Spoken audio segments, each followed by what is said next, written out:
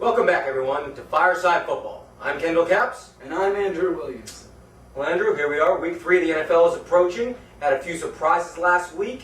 One major surprise, Pittsburgh. They continue to win without Big Ben. How they seem to do it, it's quite puzzling. Agreed. And this week they get to go take on another surprise undefeated team in the Tampa Bay Buccaneers. Josh Freeman suddenly looks like a quarterback that belongs with the other quarterbacks in the NFC South, not just the... Well, Freeman, coming out of the Big 12, people thought he might be able to do some things, and he was kind of lost in the shuffle with a bunch of other good quarterbacks that were drafted, and he got lost in the shuffle with the fact that he's in Tampa Bay.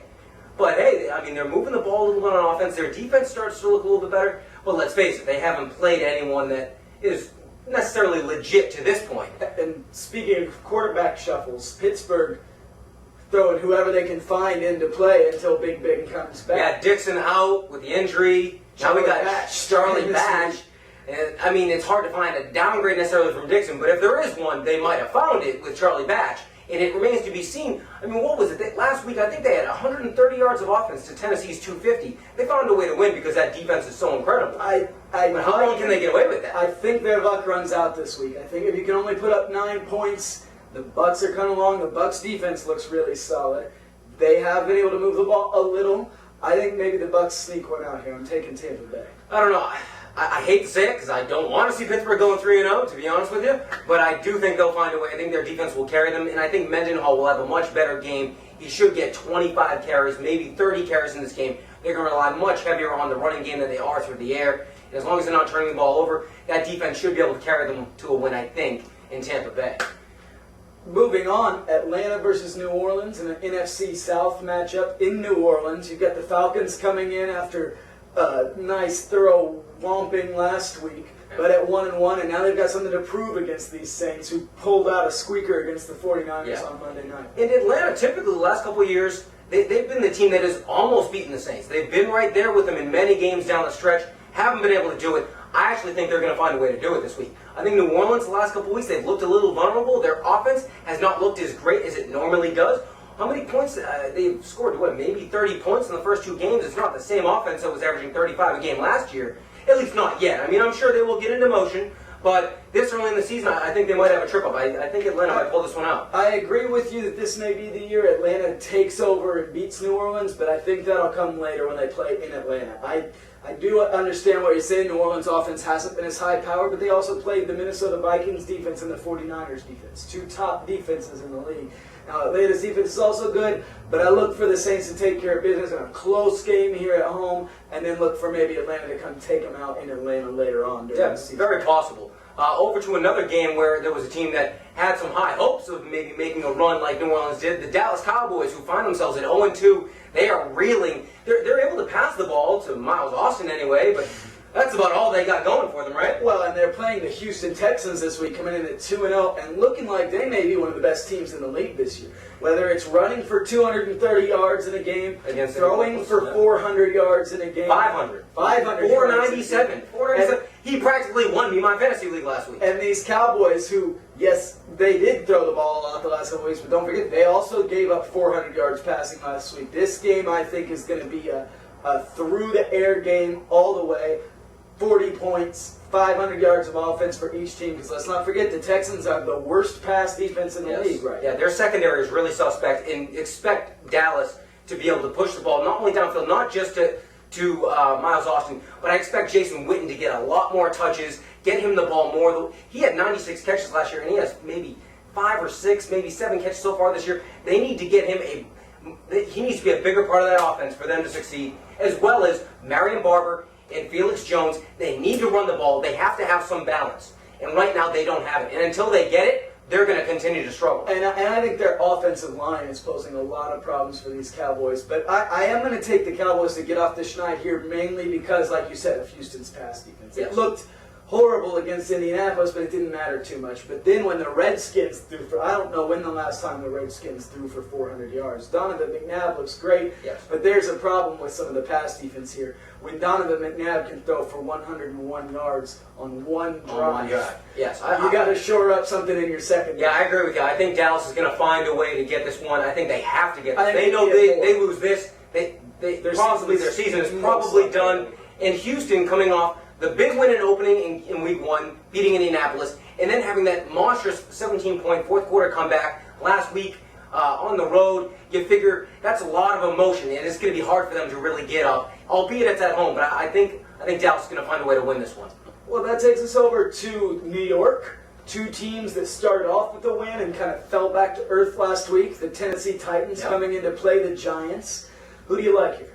You know, I like Tennessee. The Giants, I think there's a little bit of turmoil there with Brandon Jacobs. Their running game does not look that good.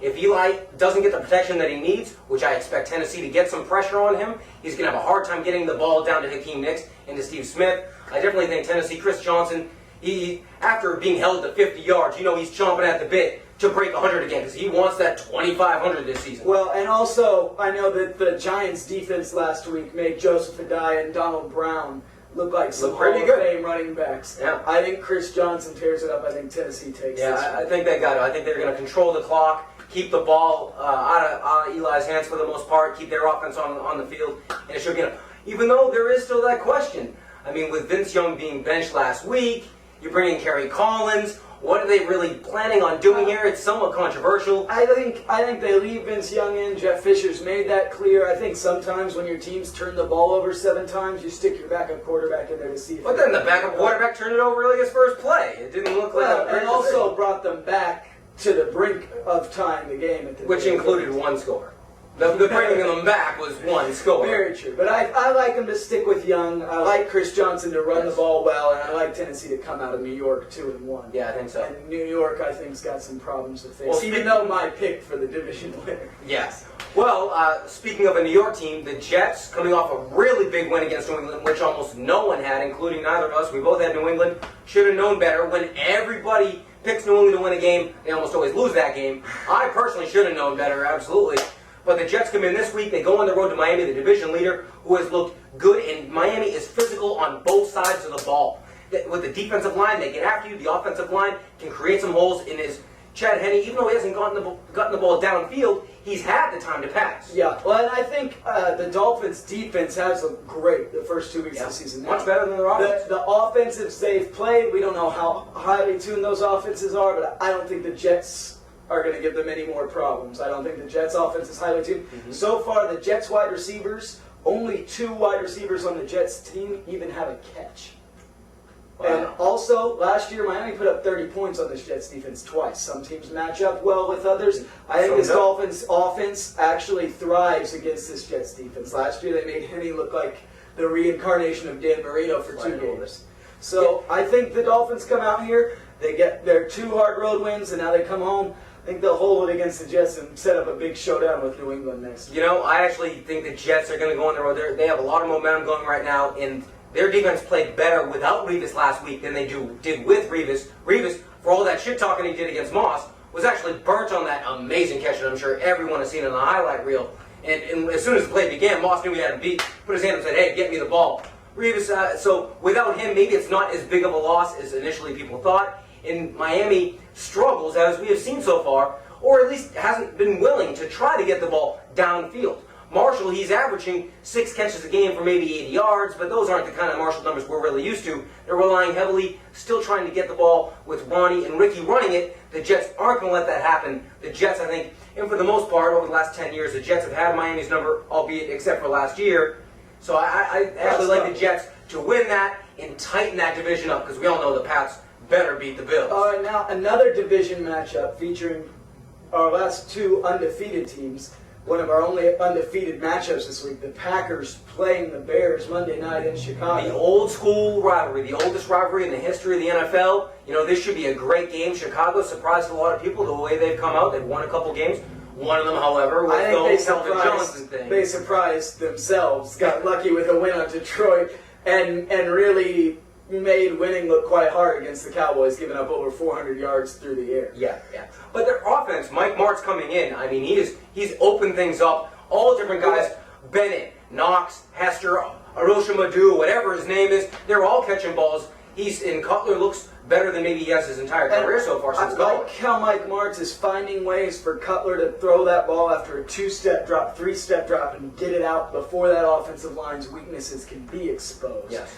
But at the same time, Green Bay's got Clay Matthews with 6 sacks waiting to come after him already. He might have to throw it after a half-step drop. We might be seeing smoke screens because I don't know how the Bears are going to protect Cutler long enough to stay in this And game. not to mention, now Chicago is actually playing a legit secondary. Some guys that can actually cover guys for the 2-3 step drops. Yeah. You know, so if he tries getting it out of there, those secondaries, I wouldn't be surprised to see Woodson jump one and take it to the house this week. And I like Green Bay. I do too. And after this week, we're going to find out not only is Green Bay for real, but they're going to start to pull away from this week forward in that division, I think. Well, I don't want to go without mentioning Aaron Rodgers, who's having what could turn out to be an MVP season here. Yeah. Going all over the place. The Packers look highly tuned. I'm going to go with you and take the Packers over the Bears on Monday night. Well, unfortunately, the Fireside Rooster, he's sick this week, so he's not going to be here with you. But we will be sure to get you his picks, and we hope to see you here again next week on Fireside Football. I'm Kendall Caps. And I'm Andrew Williamson. Hope to see you again next week.